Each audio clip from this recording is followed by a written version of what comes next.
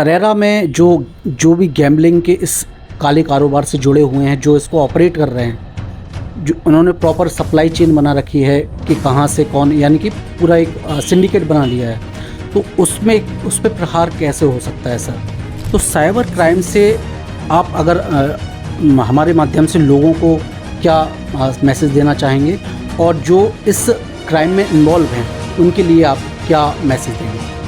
Preparation जो बच्चे करना चाहते हैं या कर रहे हैं, तो आज के समय के हिसाब से किस तरीके से करके, वो टेक्नोलॉजी का ज़माना है, सोशल मीडिया भी है, और मतलब उतना ज़्यादा कंसंट्रेशन में भी प्रॉब्लम रहती है कई बच्चों को, तो इसमें आप क्या मतलब उन्हें सजेशन देना चाहिए?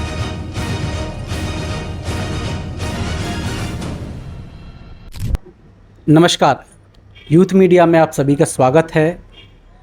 अगर आप भी यूपीएससी प्रिपरेशन कर रहे हैं या करने वाले हैं, तो ये वीडियो आपके लिए काफ़ी इन्फॉर्मेटिव साबित हो सकता है, क्योंकि हमारे साथ आज हैं यूपीएससी परीक्षा के 2022 के चयनित अभ्यर्थी, और अभी वर्तमान में वो एसडीओपी के रूप में अपनी सेवाएं दे रहे हैं शिवपुरी ज़िले की करेरा में। हमारे साथ हैं सर, और उनसे जानेंगे कि प्रिपरेशन किस तरीके से आप कर सकते हैं, और साथ ही जो आफ्टर जब सिलेक्शन के बाद कैसी लाइफ होती है, और किस कौन कौन से चैलेंजेस सामने आते हैं। सर, सबसे पहले तो स्वागत करता हूं मैं यूथ मीडिया में। Thank you. सर, जैसा कि मैंने रिसर्च में पाया कि आप मेडिकल बैकग्राउंड से आए थे, उसके बाद यूपीएससी में आना, तो ये आपके मतलब कैसे हुआ? तो मेडिकल से इसमें ट्रांजिशन करने में दो फैक्टर थे। एक तो मेरी खुद की भी इच्छा थी, और दूसरा मेरे पिताजी भी पुलिस में ही हैं, तो वो डीएसपी से भर्ती हुए और फिर डीआईजी से रिटायर हुए। तो UPSC was always there somewhere in my mind. तो ये दोनों फैक्टर्स ही थे, पर अल्टीमेटली ये मेरा खुद का इंटरेस्ट था, तो इसलिए मैं इस तरफ आया। सर, शुरुआत के दिनों पे चलते हैं, स्कूली शिक्षा कहाँ से हुई आपकी? स्कूली शिक्षा मेरी राजस्थान में हुई है। मैं श्री गंगानगर राजस्थान का रहने वाला हूँ, और मेरे फादर क्योंकि सरकारी सर्विस में ही थे, तो मैंने 13 स्कूल बदले हैं, क्योंकि उनका ट्रांसफ़र होता रहता था और वो था। तो मैंने मोस्टली बीकानेर, जयपुर, कोटा, जोधपुर, अलवर, इन सब ज़िलों में मेरी एजुकेशन हुई है। तो और उसके बाद कॉलेज मेरा एम्स जोधपुर से मैंने एमबीबीएस किया था। मेडिकल एग्जामिनेशन में भी आपने टॉप किया था रिसर्च के दौरान? हाँ, उस समय राजस्थान पीएमटी में मेरी फर्स्ट रैंक थी। सर, प्रिपरेशन जो बच्चे करना चाहते हैं या कर रहे हैं, तो उनको आप क्या मार्गदर्शन देंगे कि वो प्रिपरेशन को आज के समय के हिसाब से किस तरीके से करके, वो टेक्नोलॉजी का ज़माना है, सोशल मीडिया भी है, और मतलब उतना ज़्यादा कंसंट्रेशन में भी प्रॉब्लम रहती है कई बच्चों को, तो इसमें आप क्या मतलब उन्हें सजेशन देना चाहें? देखो, बहुत ज़्यादा ज्ञान मैं नहीं दूंगा, पर 4-5 ऐसी चीज़ें हैं जो मेरे हिसाब से बहुत क्रिटिकल हैं। पहली चीज़ ये है कि बहुत ज़्यादा सोर्सेज मत पढ़ना। मतलब अगर आप पॉलिटी के लिए कुछ पढ़ना चाहते हैं, तो आप कोई भी एक स्टैंडर्ड बुक पढ़ लीजिए। अब ये मत करना कि फोमो जो है ना, वो इस तैयारी का सबसे बड़ा दुश्मन है। फियर ऑफ मिसिंग आउट, कि अच्छा उसमें कुछ और लिखा होगा, इसमें कुछ और लिखा होगा। Nothing doing. एक स्टैंडर्ड सोर्स अगर आपने बहुत अच्छे से कर लिया है, उसको 10 बार पढ़ लें, उसमें से आपका सारा एग्ज़ाम निकल जाएगा, बजाय इसके कि 10 अलग अलग सोर्सेज को एक बार पढ़ने के, क्योंकि उसमें आपकी मेमोरी में कंसोलिडेशन नहीं होगा। तो पहला पॉइंट ये है कि आप सोर्सेज अपने लिमिटेड रखें और उनको बार बार पढ़ते रहें। दूसरा ये है कि कोचिंग करनी है नहीं करनी है, ये मैं इंडिविजुअल के ऊपर, मेरे हिसाब से उन्हीं को डिसाइड करना चाहिए। आपको पता चल जाएगा कि आप कहाँ स्टैंड कर रहे हैं, और उसके आधार पे आप ये डिसाइड कर सकते हैं। तीसरी चीज़ जो बहुत क्रिटिकल है कि इसमें आपकी 2 गाइडिंग लाइट्स हैं। एक है एग्ज़ाम का सिलेबस और एक है पास्ट ईयर के क्वेश्चंस। इन 2 चीज़ों के अंदर यूपीएससी की एक बहुत अच्छी चीज़ ये है कि वो खुद को कन्फाइंड रखते हैं सिलेबस के अंदर। हम लोग यूँ सुनते हैं कि भाई यूपीएससी में कुछ भी पूछा जा सकता है, ऐसा कुछ नहीं है। यूपीएससी में चीज़ें पूछी जाती हैं और वो सारी सिलेबस के अंदर से पूछी जाती हैं। तो आपको सिलेबस आपकी जहाँ पढ़ते हैं वहाँ आपके सामने होना चाहिए हर समय, और आप पास्ट ईयर क्वेश्चंस जब आप पढ़ेंगे तो आपको ये समझ आ जाएगा कि एग्ज़ामिनर के दिमाग में क्या चल रहा है। आप एंटिसिपेट कर पाओगे कि अच्छा, अगर इनका दिमाग इस तरह का है तो अगले साल वो क्या पूछने वाले हैं। आप प्रिडिक्ट तक कर सकते हो। मतलब मेरे जो साथ वाले हैं, या कुछ हद तक मैं भी ये कर पाता था कि जब हम लोग पास्ट ईयर क्वेश्चंस डिस्कस करते थे तो आपको एग्ज़ामिनर के माइंड में एक विंडो मिल जाती है कि आप वो क्या पूछने वाला है और वो आपसे क्या उम्मीद कर रहा है। आपकी पढ़ाई उसी हिसाब से फिर शेप लेने लग जाती है। तो ये 3-4 ऐसे पॉइंट्स हैं जो मैं सबको कहना चाहूँगा। Great great suggestion sir. एक और बच्चों के दिमाग में रहता है कि भाई स्टडी का टाइम कितना रहे, यानी कि घंटों में। आम धारणा तो ये है कि यूपीएससी के लिए 10-12 घंटे की पढ़ाई करनी पड़ती है। तो उस धारणा पे आपका क्या मानना है कि जो घंटे वाला जो रूटीन है वो सही है, या कहीं ना कहीं एक मिथक है? मतलब मेरे लिए, मैं केवल अपने लिए बोल सकता हूँ कि मेरे लिए ये चीज़ काम नहीं करती। मैं तो अपना सुबह एक टास्क बनाता था कि भाई इतना पढ़ूंगा। अब ये टॉपिक करने में अगर मुझे 4 घंटे में हो रहा है तो मैं 4 घंटे पढ़ के और फिर घूमने निकल जाता, और अगर उसमें 10 घंटे लग रहे हैं तो वो है। पर ऑन एन एवरेज अगर मैं निकालूं तो मैं खुद 6 घंटे से ज़्यादा नहीं पढ़ पाया जी। सर, एग्ज़ाम की जिस तरीके से तैयारी रहती है यूपीएससी के, उसके बाद सफलता अर्जित करने के बाद जो मतलब एक सेटिस्फेक्शन रहता है, और उसके बाद जब जॉइनिंग होती है तो सेल्फ मोटिवेशन, आप मतलब एक सफलता के मुकाम पे पहुंचने के बाद वहां सस्टेन करना और लगातार मोटिवेट रहना, तो वो आप मतलब आपके लिए कैसा रहा उसका एक्सपीरियंस? एग्ज़ाम क्लियर होने के बाद में आपको खुद से ज़्यादा सेटिस्फैक्शन मिलता है अपने पेरेंट्स और जो आपके वेल विशर्स हैं उनके चेहरे देख करके। दूसरा ये है कि सभी एस्पिरेंट्स क्योंकि इसे देख रहे होंगे, तो मैं उन्हें स्पॉइलर नहीं देना चाहता कि भाई इसके बाद की ज़िंदगी कैसी है। मतलब वो आप क्लियर करें और उसके बाद खुद उसे जिएं तो आपको ज़्यादा अच्छा लगेगा।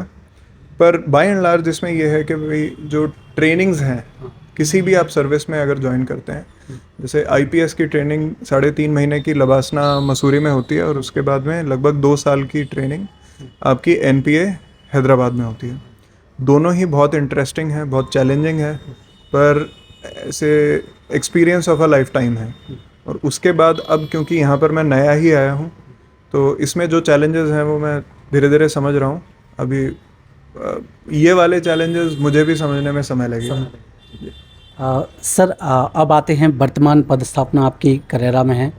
सर, इससे पहले भी आप इसके मतलब पहली पदस्थापना है या इसके पहले भी आप कहेंगे? इससे पहले डिस्ट्रिक्ट प्रैक्टिकल ट्रेनिंग में मैं धार में था। वहाँ पर मुझे थानाधिकारी का पद 3 महीने के लिए, और उसके अलावा जो पुलिस ऑर्गेनाइजेशन और सारे विभाग हैं उनका एक सेंसिटाइजेशन मिला था।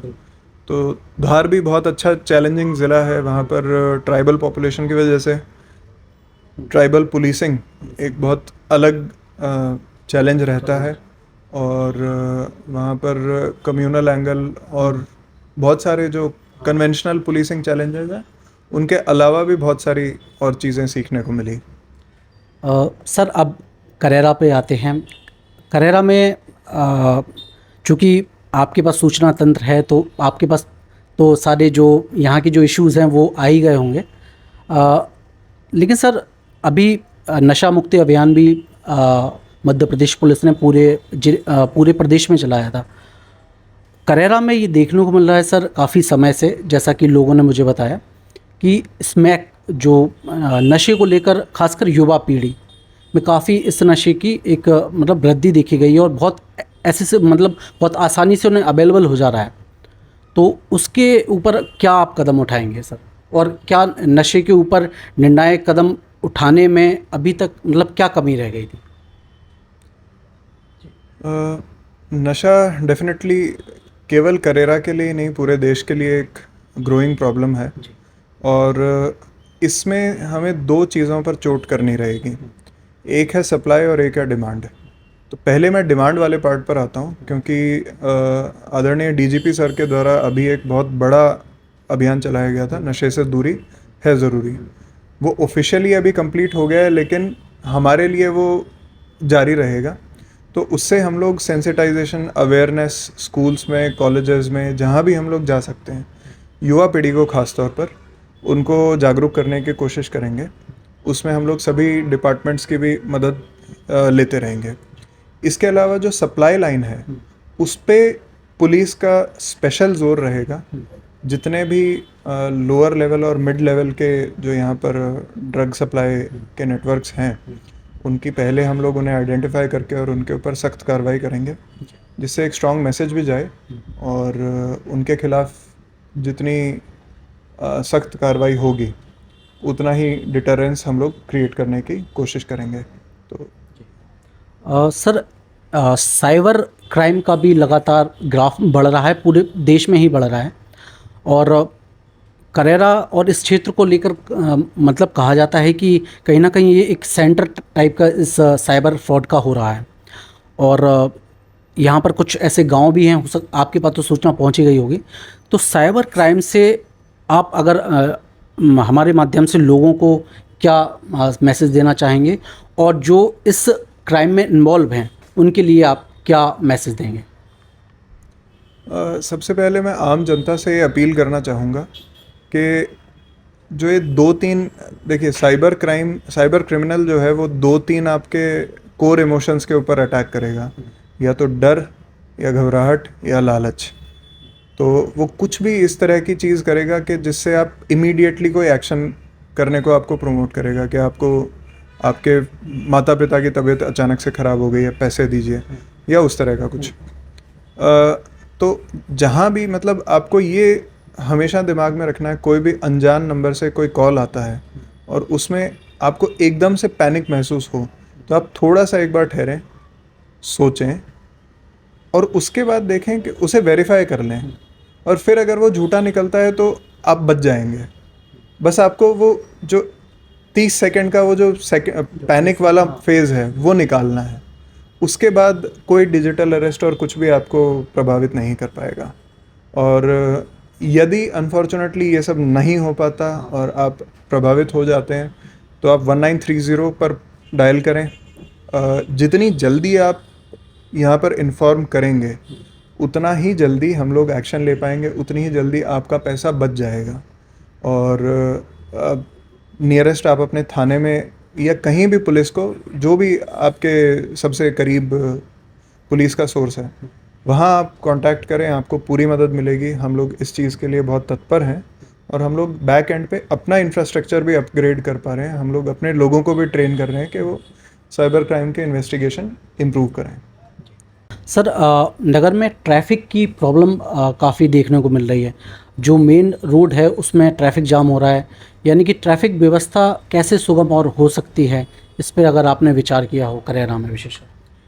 अभी यहाँ आए हुए मुझे बहुत कम समय हुआ है, लेकिन मैंने 2-3 जो की एलिमेंट्स हैं वो जो मैं समझ पाया हूँ, वो है ऑटो, और ख़ास तौर पर जो इलेक्ट्रिक ऑटोज़ हैं, उनका एक बहुत बड़ा नंबर बहुत कम समय में हमारे यहाँ आ गया है। तो उनको थोड़ा रेगुलेट करने की ज़रूरत है।